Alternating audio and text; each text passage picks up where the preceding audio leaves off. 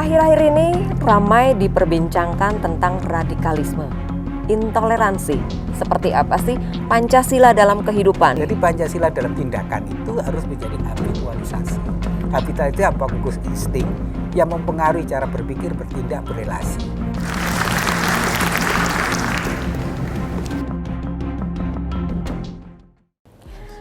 Pemirsa, bersama kembali dalam Bincang Hebat untuk hari ini. Saya sudah bersama dengan bapak-bapak narasumber hebat yang ada di ruangan ini. Saya langsung saja dengan Romo Beni Susetio dari BPIP. Saya ingin tanyakan sebetulnya kepada Romo, akhir-akhir ini marak perbincangan tentang Pancasila. Lalu kalau zaman saat saya SMP itu ya, masih tahun 90-an itu masih ada P4 di sekolah ya, bapak-bapak nih. Masih ada P4. Nah, sekarang kan P4 sudah tidak ada ya. Nah, ini tentang ada gaungnya Pancasila. Lalu ada juga dalam kehidupan berbangsa dan bernegara. Di tengah pandemi COVID-19 ini nih, saya ingin tahu tanggapan dari Romo nih. Seperti apa sih Pancasila dalam kehidupan? Itu sebetulnya sudah mendarah daging ya. Tapi bagaimana aplikasinya kepada masyarakat? Ya, sejak reformasi dibubarkan BP7, kemudian P4 tidak ada lagi memang, dan materi pelajaran Pancasila, di Kamar Pancasila tidak lagi masuk dalam kurikulum, memang ada persoalan. Artinya bagaimana anak-anak yang generasi milenial dan baby-boomers itu tidak mengalami, sehingga ya kalau banyak mereka tidak hafal itu kan akibat dari tidak dipelajari. Dan kita kehilangan juga, dulu tiap Senin kan kita upacara, setelah itu tidak ada. Inilah reformasi ya. Tetapi kan Pak Jokowi mengembalikan kembali, kemudian Pak Jokowi melihat keprihatinan dengan mendirikan UKW Pancasila dan sekarang menjadi Badan Pembinaan Ideologi Pancasila. Tantangan kita itu apa? Menghadapi generasi era digital. Dalam era digital itu kita melihat anak-anak itu kan tidak mau didoktrin. Anak-anak itu tidak bisa seperti kita 2 minggu untuk istilah mendapat penataran pagi sampai malam. Anak-anak kita nggak bisa begitu. Nah, butuh yang namanya sebuah metode baru. Nah, metode baru itu apa? Yaitu bagaimana dunia gadget ini anak-anak masuk dalam pintu hati mereka. Maka cara pengenalannya adalah bagaimana Pancasila dikenalkan dalam apa yang menjadi kesukaan mereka. Dan anak-anak itu kan punya yang disebut follower.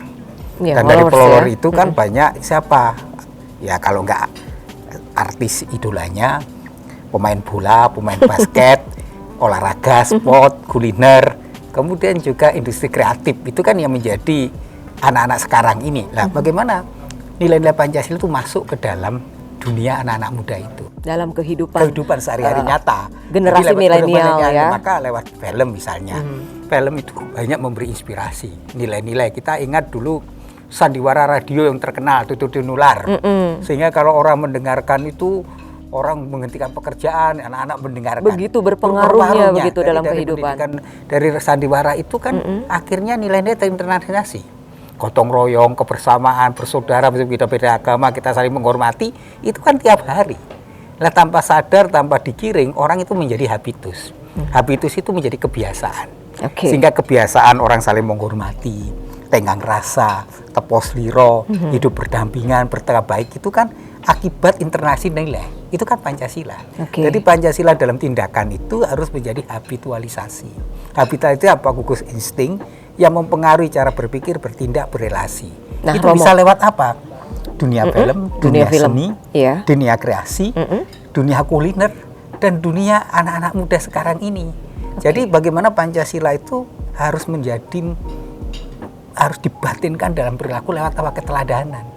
Nah, kalau Romo melihat nih di era COVID-19 ini, terutama pada generasi milenial nih, sebelum saya nanti ke Pak Kiai dan juga Pak Kiai, sebetulnya bagaimana kehidupan sekarang nih? Apa memang gawat darurat begitu ketidakpahaman mereka tentang pemahaman Pancasila hingga perlu satu perbaikan dan penanganan? Ya, kalau kita melihat ini kan berbeda, generasi era digital ini kan jejaring ya. Kalau kita melihat anak-anak muda sekarang ini mencoba mengamalkan Pancasila dalam tindakan. Lewat respon COVID itu luar biasa. Ada yang jadi relawan, ada yang mencari obat, ada yang menyediakan masker, ada yang menyediakan dapur umum dengan network jaringan. Itu kan pengamalan dari Pancasila.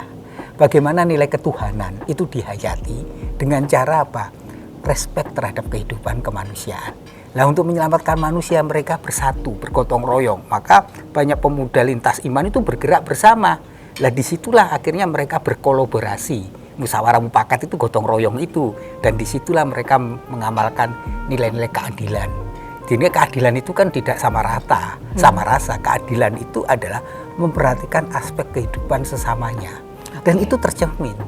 Dan banyak anak-anak muda dalam hal kreasi seni misalnya membangun konser-konser musik, tapi konser-konser musik kan didedikasikan, didonasikan untuk pelayanan kesehatan, untuk publik, untuk masyarakat yang membutuhkan alat misalnya. Itu kan luar biasa. Memang perlu pendidikan moral Pancasila itu kembali, supaya apa? Mulai dari PAUD sampai perguruan tinggi, internalisasi nilai itu harus menjadi roh kehidupan bangsa ini. Lah ini harus dimulai dengan apa?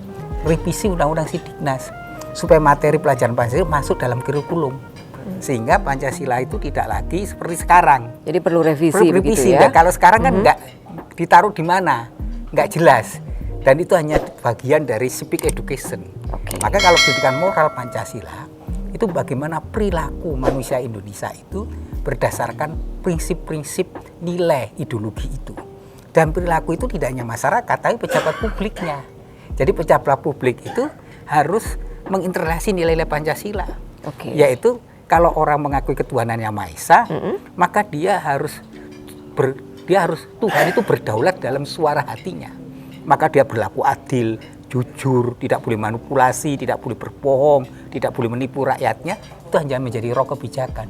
Maka nilai-nilai ketuhanan itu menjadi apa? Dijiwai dalam kemanusiaan, dalam persatuan, dalam kerakyatan, dan dalam keadilan. Jadi itu saling satu dengan yang lain, saling terkait satu dengan yang lain. Saling terkait satu dengan yang lainnya. Nah, mungkin apa nih harapan Bapak kepada generasi milenial? Generasi milenial itu sekarang situasi kita merebut ruang publik. Merebut ruang publik. Maka generasi milenial harus mampu sekarang mengaktualisasikan nilai Pancasila itu dalam tindakan. Dalam tindakan nyata ya, karya nyata. Jadi bukan halu gitu ya, bukan halu. Lewat film pendek, lewat meme-nya, Instagram-nya, infografiknya. Jadi bagaimana generasi muda dengan kreativitas itu mengaktualisasi Pancasila dalam tindakan. Nah itu lewat contoh-contoh banyak keteladanan. Contoh keteladanan misalnya bagaimana generasi lintas iman. Tapi nggak semua generasi milenial juga nggak berkarya loh, nanti marah loh. Apa sih, Romo saya juga udah berkarya gitu. Banyak berkarya.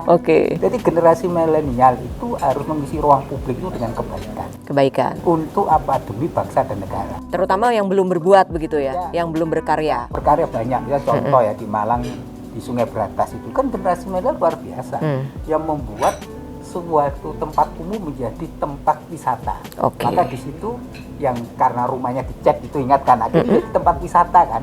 Apa yang terjadi? Kesejahteraan, kemakmuran. Dan mendukung nama baik Indonesia juga ya. Baik. Dengan cara itulah kreativitas anak muda itu luar biasa. Banyak kreativitas anak muda dengan membangun satu sistem jejaring, dia membuat yang namanya bagaimana menghubungkan antara petani dengan kebutuhan konsumen. Maka dia bikin sistem aplikasi yang memudahkan orang bertransaksi sehingga petani tidak tergantung tengkulak. Itulah pengamalan Pancasila. Salah satu pengamalan dari Pancasila. Baik. Jadi banyak kok kreativitas anak kita yang harus didukung dan digali potensinya begitu ya.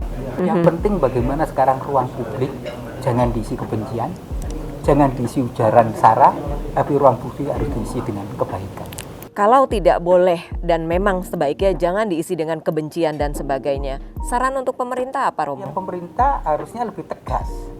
Memang selama ini pemerintah kurang tegas. Artinya kalau ada ujaran kebencian, ada portal-portal yang mengajak orang untuk melakukan tindakan makar, anarkis, itu harus tegas.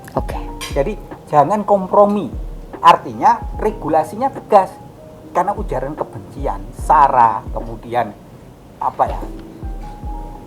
ajaran-ajaran yang mengajak orang untuk merusak bangsa dan negaranya, itu tindakan inkonstitusional.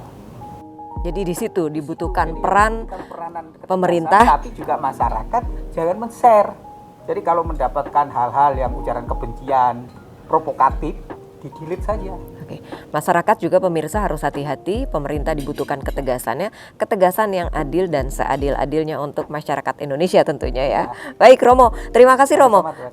Sukses selalu Romo, sehat selalu dan semoga kita selalu berada dalam kedamaian, kebersamaan yang hakiki tentunya ya. Semoga diberkahi oleh Tuhan. Baik, terima kasih Romo. Ya, karena Romo masih ada jadwal yang lainnya lagi nih. Baik pemirsa, kita akan lanjutkan kembali untuk perbincangan kita di Bincang Hebat hari ini. Saya juga masih ingin berbincang lagi dengan narasumber yang lainnya.